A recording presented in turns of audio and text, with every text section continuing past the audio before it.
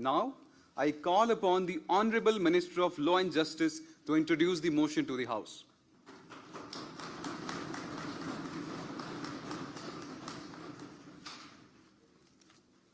धन्यवाद अध्यक्ष महोदय।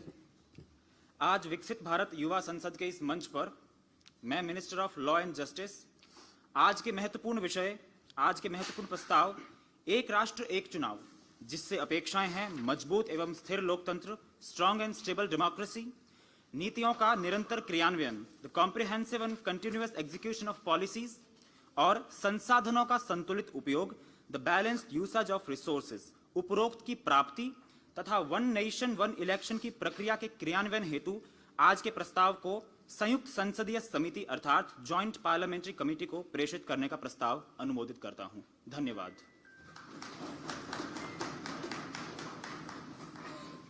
The motion has been duly introduced. And as the discussion time draws to close, I now call upon the Honorable Minister of Law and Justice to offer final remarks on the motion.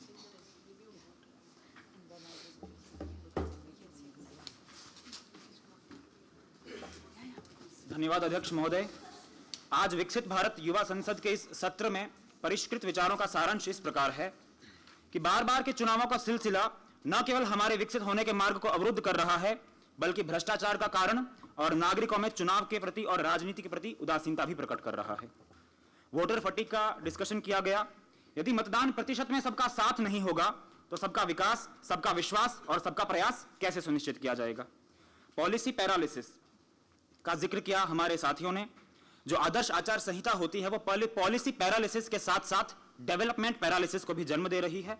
2019 से 2024 तक 676 दिन आदर्श आचार संहिता लागू रही, यानी कि प्रति साल लगभग 113 दिन, हमारे एक साथी ने बताया।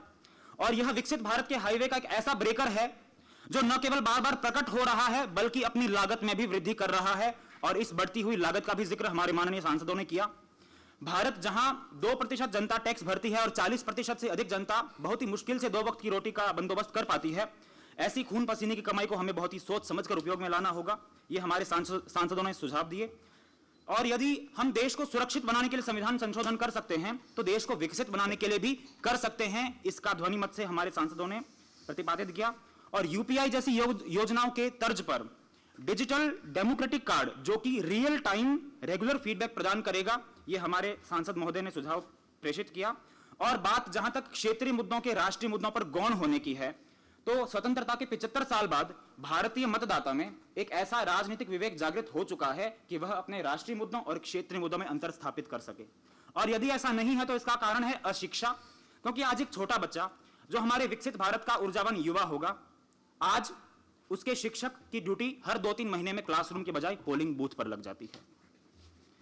और आज इस पॉलिटी के मंच पर प्रैक्टिकल बातें की गई, जहां पर जो गांवों के खेत खलिहान हो या चाय की दुकान हो, वहां पर बहुत ही अच्छी से देश के राजनीति पर प्रखर चर्चाएं होती हैं। हमें वहां कार्य करने की आवश्यकता नहीं है। हमें कार्य करने की आवश्यकता वहां है जहां पर एक युवा आईटी कंपनी में नौकरी कर रहा है, देश की अर्थव्यवस्था में अपना योगदान दे रहा है और बोल रहा है कि politics is not a cake of my cup. हमें वहां कार्य करने की आवश्यकता है। तथा हमारे सांसद महोदय ने चुनावों के जो लाभ है इस प्रकार से बताए कि शिक्षक एक मजबूत भारत की नींव तैयार कर पाएंगे। गरीब जनता को चुनाव के समय रोटी नहीं बल्कि हर समय रोटी का जरिया उपलब्ध होगा। भारतीय मतदाता न केवल अपने क्षेत्रीय और राष्ट्रीय मुद्दों में अंतर समझ पाएगा, बल्कि जाति, भाषावाद, क्षेत्रवाद से ऊपर उठकर जिम्मेदारी पूर्वक मतदान भी करेगा और विश्व का सबसे बड़ा लोकतंत्र सर्वश्रेष्ठ लोकतंत्र के रूप में साबित होगा। ये लाभ हमारे सदस्यों द्वारा आश्वस्त किए गए हैं। इसीलिए अध्यक्ष महोदय, आपसे निवेदन है कि इस प्रस्ताव के लिए ध्वनि मत की प्रक्रिया से वोटिंग परीक्षण का सदन को आह्वान करें। धन्यवाद। जय हिंद।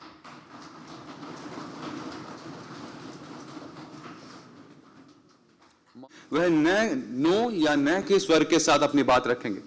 सो I ask to the house, should one nation one election refer to the joint parliamentary committee for further deliberation? Those in favor of the motion say A. Those against the motion say nay. जैसा मुझे स्पष्ट रूप से प्रतीत होता है कि इसकी संख्या अधिक है और प्रस्ताव पारित किया जाता है।